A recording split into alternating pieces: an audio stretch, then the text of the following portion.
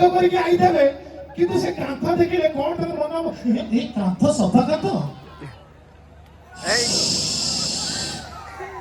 ଯେତେ ସଫା ଦବ ଆଗେ ଗୁଟୁକା ଛେପ ଟିକେ ପଡିବ ତାପରେ କାନ୍ଥ ଉପରେ କୁକୁର ପରିସ୍ରା କଲା ଭଳିଆ ଏକା ଲେଖେ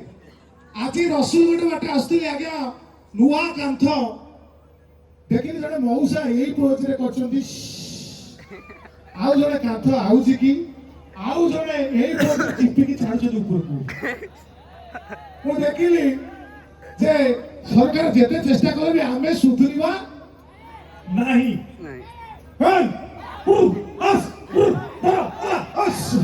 କିଏ କହୁଛି ଏଇ ଯୋଉ ପଛାର କାନ୍ଥ ପାଖରେ ରହିଲେ କିଏ ପରିଶ୍ରା କରି ଲୁଚାଇ ଯାଉଛ ଦୂରେଇ ଯାଉଛ ଲୋକ ଭାବୁଛନ୍ତି ଜାଣିପାରିବେନି ନା ନା ନା ମୁଁ ଜାଗାରେ ଯିବି ନାଇଁ କାହିଁକି ଗଲିନି କାରଣ ଭିତରେ ଲେଖା ଥିଲା ଭିଆଇପି ଟଏଲେଟ ମୁଁ ତ ଭିଆଇପି ନୁହଁ ମୁଁ ସେଥିପାଇଁ ପଛପଟକୁ ପଳେଇଛି ଯାହା ବି ହଉ ଆପଣମାନେ ଦେଖିବେ ବର୍ତ୍ତମାନ ରାକେଶ ଗୋଟିଏ ଛୋଟିଆ ଅନୁରୋଧ କରିବି ମ୍ୟୁଜିକ ଭାଇ ଯଦି ଗୋଟିଏ କିଛି ସମୟ କିଛି ମୁହୂର୍ତ୍ତ ନହେଲେ please please please please please music ଭାଇ ଟିକେ ଅନୁରୋଧ କରିବି ତାଙ୍କର ସରକାରଙ୍କ ଦେଇଥିବା ହାତ ଟିକେ ଖାଲି ମୋ ପାଇଁ ବଜେଇବେ ଯାହା ହଉ ସତରେ ଭାଇ ବ୍ରହ୍ମପୁର ଗୋଟେ ଜାଗା ଏତେ ଭଲ ପାଇବା ଏତେ ଭଲ ବରପୁର ଆଚାର ପାପଡ଼ା ବିୟୁଟିଫୁଲ ମତେ କହିଥିଲେ ଯୋଉ ଜାଗାରେ ଯିବୁ ସେ ଜାଗାକୁ ଟେକିବୁ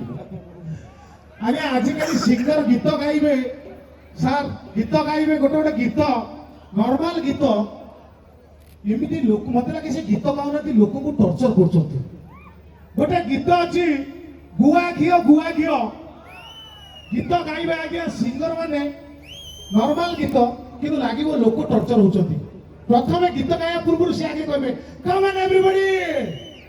ଆର୍ ୟୁ ରେଡି ଗୁଆ ଘିଅ ନର୍ମାଲ ଥିବ ତାକୁ କେମିତି ଗାଇବେ ଷ୍ଟାଇଲିଶ କରି ଗୁଆ ଘିଅ କଣ ହଲାଣ୍ଡ ହଉଛ ଗୁଆ ଘିଅ ଦେଶୀ କୁକୁର କାମୁଡି କରିଲେ ଗୁଆ ଘିଅ ଗାଇବେ ଆଉ ଅଧା ଗୀତ ନିଜେ ଗାଇବେ ଆଉ ଅଧା ଗୀତ ସାମ୍ନାରେ ଯୋଉ ଲୋକ ଥିବ ତା ମୁହଁରେ ମାଇକ ଏଇନା ଅସିଆ ମ୍ୟାଡାମ ଗାଇକି ଗଲେ ଏ ତିନିଟା କମାନ ସେମିତି ମନେକର ଗାଇଲେ ଗୁଆ ଘିଅ ଗାଇବେ ଅଧା ଗୀତ ସେମାନେ ଗାଇବେ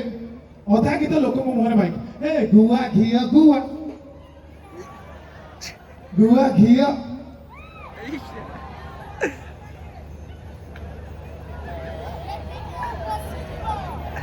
ଗୋଟେ ପ୍ରୋଗ୍ରାମ ଯାଇଥିଲେ ଅନ୍ତରା ଚକ୍ରବର୍ତ୍ତୀ କରିଥିଲେ ପ୍ରୋଗ୍ରାମ ଅନ୍ତରା ଗୀତ ଆଜ୍ଞା ଅଧା ଗାଇଲା ଆଉ ଅଧା ଲୋକଙ୍କ ମୁହଁରେ ମାଇକ ଗୀତଟା ଥିଲା ମୁଁ ମଥାରେ ଓଢ଼ଣା ଦେବି ଶାଶୁ ଘର